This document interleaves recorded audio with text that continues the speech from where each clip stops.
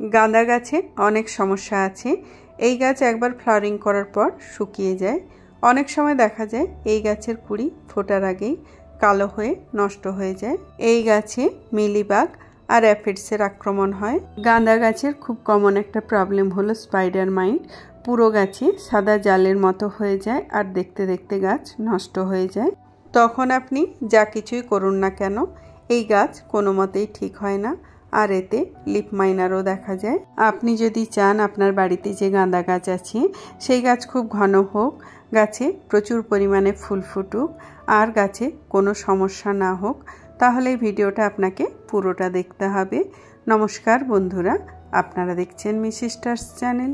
আজ আমি এই ভিডিওতে 10টা টিপস বলবো। এই 10টা টিপস যদি আপনি ফলো করেন তাহলে আপনিও আপনার গাঁদা গাছ থেকে প্রচুর পরিমাণে ফুল পাবেন। তাহলে চলুন বন্ধুরা ভিডিওটা শুরু করি।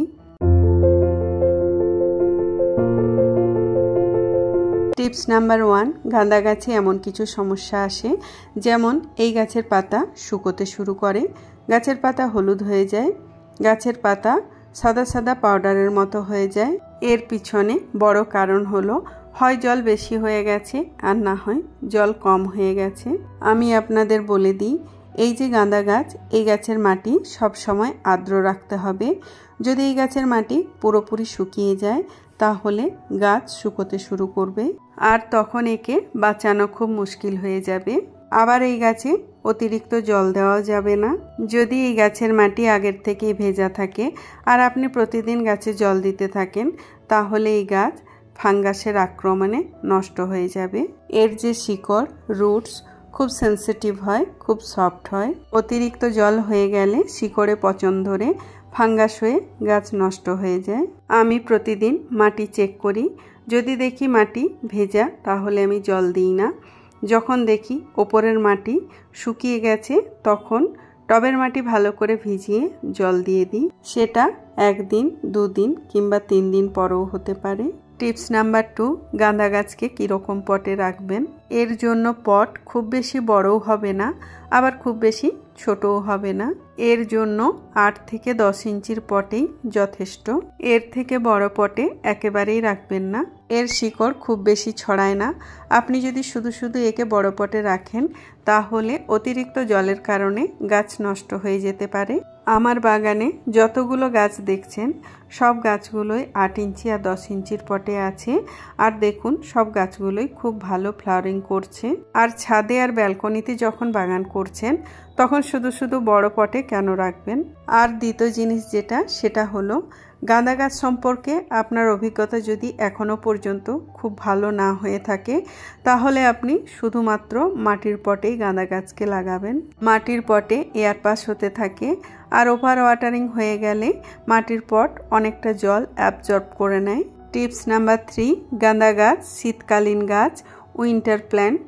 এই গাছ নার্সারিতে অক্টোবর থেকে মার্চ পর্যন্ত পাওয়া যায়। আপনি যদি এর মধ্যে এই গাছ কিনতে চান কিনতে পারেন। কিছু গাঁদা সিজনাল হয়, 4 থেকে 5 মাস পর্যন্ত থাকে, আবার কিছু গাঁদা 1 বছর পর্যন্ত থাকে। নির্ভর করছে আপনি কীরকমই কেয়ার করছেন তার উপরে। এর জন্য পারফেক্ট টেম্পারেচার হলো 10 ডিগ্রি থেকে 30 ডিগ্রি সেলসিয়াস। টিপস নাম্বার 4, আপনি গাঁদা গাছকে বিভিন্নভাবে আপনার বাড়িতে গ্রো করতে পারেন। প্রথম হলো নার্সারি। আমি আপনাদের আগেই বলেছি অক্টোবর থেকে মার্চ পর্যন্ত আপনি এর মধ্যে যে কোনো সময় এই গাছকে আপনার বাড়িতে নিয়ে আসতে পারেন। নার্সারিতে আপনি গাঁদা গাছ খুব বেশি ঘন পাবেন না, আপনাকে ঘন বানাতে হবে। আর এটাই হলো সবচেয়ে সহজ পদ্ধতি আপনার বাড়িতে গাঁদা গাছ গ্রো করার। দ্বিতীয় পদ্ধতি হলো বীজ থেকে চারা তৈরি করা। আপনি যদি বীজ থেকে চারা তৈরি করতে চান তাহলে বীজ খুব ভালো হতে হবে, এটা কিন্তু খুব গুরুত্বপূর্ণ। আপনার বাড়িতে পুজোর জন্য যে ফুল আসে সেই ফুল শুকিয়েও আপনি চারা তৈরি করতে পারেন। চারা তৈরির জন্য আইডিয়াল টেম্পারেচার হচ্ছে 15 থেকে 25 ডিগ্রি সেলসিয়াস। তৃতীয় যে পদ্ধতি গাঁদা গাছকে গ্রো করার সেটা হলো কাটিং থেকে, আর এটা খুব সহজ।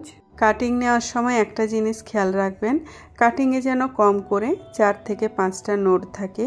নোড মানে যেখান থেকে পাতা বেরোয়। কাটিংগুলো মাটিতে বসিয়ে দিন। কিছুদিনের মধ্যেই দেখবেন গাঁদা গাছের চারা তৈরি হয়ে গেছে। গাঁদা গাছের চারা আপনি জলেও করতে পারেন। যে কোনো একটা পাত্রে জল নিন আর তার মধ্যে কাটিং রেখে দিন। 5 দিনে একবার জল চেঞ্জ করুন। চারা তৈরি হয়ে গেলে অন্য পটে শিফট করে দিন। টিপস নাম্বার 5, গাঁদা গাছের কমপক্ষে 4 থেকে 5 ঘন্টার রোদের প্রয়োজন। 4 থেকে 5 ঘন্টার বেশি 6 ঘন্টা 7 ঘন্টা রোদে রাখুন, গাঁদা গাছ আরও ভালো হবে। আমার এই গাঁদা গাছগুলো সূর্যোদয় থেকে সূর্যাস্ত পর্যন্ত রোদ পায়। গাঁদা গাছগুলো খুব ভালো গ্রো করেছে এবং খুব ভালো ফ্লাওয়ারিং করছে। আপনি যদি আপনার গাঁদা গাছকে খুব কম রোদ পায়, মানে 1-2 ঘন্টা রোদ পায় এমন জায়গায় রাখেন, তাহলে গাছে সেরকম ফুল তো পাবেন না, গাছ খুব দুর্বল হয়ে যেতে পারে। টিপস নাম্বার 6, গাঁদা গাছে রিপোর্টিংয়ের শখ সেরকম হয় না।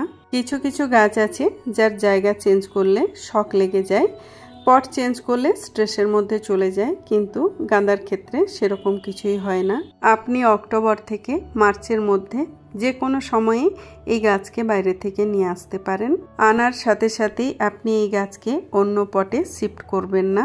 2 দিনের জন্য আপনি আপনার বাড়িতে অ্যাডজাস্ট হওয়ার জন্য রেখে দেবেন। 2 দিন যদি সব কিছু ঠিক থাকে, তাহলে 3 দিনের দিন আপনি এই গাছকে অন্য পটে শিফট করবেন, আর সেটা করবেন সন্ধ্যের সময়। পয়েন্ট নাম্বার 7, মাটি। যখন আমরা পটে কন্টেনারে গাছ লাগাই তখন মাটির ব্যাপারে আমাদেরকে বিশেষ খেয়াল রাখতে হয়। যদি মাটি ভালো হয় তাহলেই গাছ ভালো হবে। গ্রাউন্ডে যদি গাছ লাগাই তাহলে সেরকম খেয়াল রাখার প্রয়োজন নেই। গাঁদা গাছের মাটি চিটচিটে যেন না হয়, পাথর যেন না থাকে, আর টাইট মাটি তো একেবারেই চলবে না। তো এর জন্য মাটি কিভাবে তৈরি করবেন ভালোভাবে দেখে নিন। আপনার বাগানে যে মাটি আছে আপনি সেই মাটিই নিয়ে নিন। খেয়াল রাখবেন মাটিতে যেন কোনো রকম পোকামাকড় বা ফাঙ্গাস না থাকে। আমি এখানে যতটা মাটি নিয়েছি তার অর্ধেকের একটু কম ভার্মি কম্পোস্ট নিলাম। আপনি যে কোনো কম্পোস্ট নিতে পারেন। যতটা কম্পোস্ট নিয়েছি তার অর্ধেক নিচ্ছি কোকোপিট। কোকোপিট এই জন্য নিচ্ছি যাতে আর্দ্রতা কিছু সময়ের জন্য বজায় থাকে। এখন আমি এর মধ্যে দিয়ে দিচ্ছি 4 চামচের 1 চামচ ট্রাইকোডার্মা। এটা সম্পূর্ণ অর্গানিক ফাঙ্গিসাইড।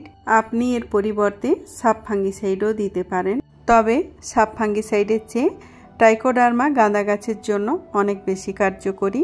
আমি যে মাটি নিয়েছি সেটা বালি মাটি, তাই আমি এর মধ্যে কোনো বালি মেশাইনি। তবে আপনার বাগানের মাটি যদি খুব টাইট মাটি হয় তাহলে আপনি অবশ্যই পরিমাণ মতো বালি মিশিয়ে নেবেন। সব কিছু খুব ভালোভাবে মিশিয়ে নিতে হবে। পয়েন্ট নাম্বার 8, আপনি নার্সারি থেকেই গাছ নিয়ে আসুন বা বাড়িতেই চারা তৈরি করুন, সেই গাছকে কিন্তু আপনাকেই ঘন বানাতে হবে। গাছকে ঘন বানানোর জন্য আপনাকে যেটা করতে হবে সেটা হলো পিঞ্চিং। গাছের ডগাগুলো কেটে দিতে হবে। এইভাবে ডগাগুলো কেটে দিলে গাছ আস্তে আস্তে অনেক ঘন হয়ে যাবে, আর আপনি গাছ থেকে একসাথে অনেক বেশি পরিমাণে ফুল পাবেন। একবার ফুল দেওয়ার পর গাছ শুকিয়ে যাওয়ার কারণ হলো সময়ে সময়ে ফুল না তোলা।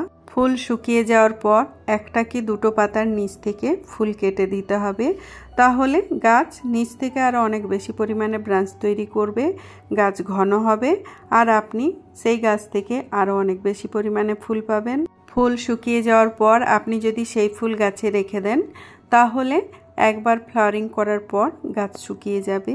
পয়েন্ট নাম্বার 9, এটা খুব ইম্পর্টেন্ট। অনেক সময় দেখা যায় গাঁদা গাছের কুঁড়ি কালো হয়ে যাচ্ছে, শুকিয়ে যাচ্ছে, ফুল ঠিকমতো ফুটছে না, ব্যাক টু ব্যাক ফ্লাওয়ারিং হচ্ছে না। এই সব কিছুর পিছনে সবচেয়ে বড় একটা কারণ হলো এই গাছের যতটা পরিমাণ খাবারের প্রয়োজন আপনি ততটা পরিমাণ খাবার একে দিচ্ছেন না। গাঁদা গোলাপ গাছের মতো হেভি ফিডার নয়, কিন্তু এর যতটা নিউট্রিশনের প্রয়োজন ততটা দেওয়া জরুরি। নিউট্রিশনের অভাব হলে গাছ দুর্বল হয়ে পড়ে। গাঁদা গাছের সবচেয়ে 2টো প্রিয় খাবার হলো সর্ষের খোল আর কলার খোসার সার। গাছকে বড় করার জন্য, ঘন বানানোর জন্য মাসে 2 বার আপনি সর্ষের খোল ভেজানো জল দিতে থাকুন। যখন আপনার মনে হবে গাছে ফুল নেওয়ার সময় হয়ে গেছে তখন আপনি সর্ষের খোল ভেজানো জল দেওয়ার 15 দিন পর কলার খোসা ভেজানো জল দিতে থাকুন। দেখবেন আপনার গাছ ফুলে ভরে যাবে। যদি আপনার কাছে কলার খোসা না থাকে তাহলে আপনি তার পরিবর্তে পেঁয়াজের খোসার সারও দিতে পারেন, তবে ফ্লাওয়ারিংয়ের জন্য কলার খোসার সার খুব ভালো। টিপস নাম্বার 10, যেটা সবচেয়ে বেশি গুরুত্বপূর্ণ। গাঁদা গাছে যেসব পোকামাকড়ের আক্রমণ হয় যেমন অ্যাফিডস, মিলিবাগ, স্পাইডার মাইট এইসব থেকে গাছকে কিভাবে বাঁচাবেন। এর জন্য 10 থেকে 12 দিনে একবার নিম তেল কিংবা যে কোনো ভালো পেস্টিসাইড গাছে স্প্রে করুন। আমি 15 দিনে একবার টবের মাটি খুঁড়ে অল্প পরিমাণে ট্রাইকোডার্মা দিয়ে টবের মাটি ভালো করে ভিজিয়ে জল দিয়ে দিই। যখন আমি মাটিতে ট্রাইকোডার্মা দিই তখন গাছে স্প্রেও করি। আপনি যদি আপনার গাঁদা গাছে এই দুটো কাজ নিয়মিত করতে থাকেন তাহলে আপনার গাঁদা গাছে সেরকম কোনো সমস্যা হবে না। যে জিনিসগুলো আমি বললাম সেগুলো যদি আপনি ফলো করেন তাহলে আপনার গাঁদা গাছ বারবার ফুলে ভরে যাবে। তো বন্ধুরা, আমার এই ভিডিও যদি আপনাদের উপকারে আসে, ভিডিওটা যদি ভালো লাগে তাহলে ভিডিওতে একটা লাইক অবশ্যই করবেন, ভিডিওটা শেয়ার করবেন, আর আমাদের চ্যানেলে নতুন বন্ধু হয়ে থাকলে চ্যানেলটা সাবস্ক্রাইব করে আমাদের পাশে থাকবেন। ভিডিওটা সম্পূর্ণ দেখার জন্য আপনাকে অসংখ্য ধন্যবাদ।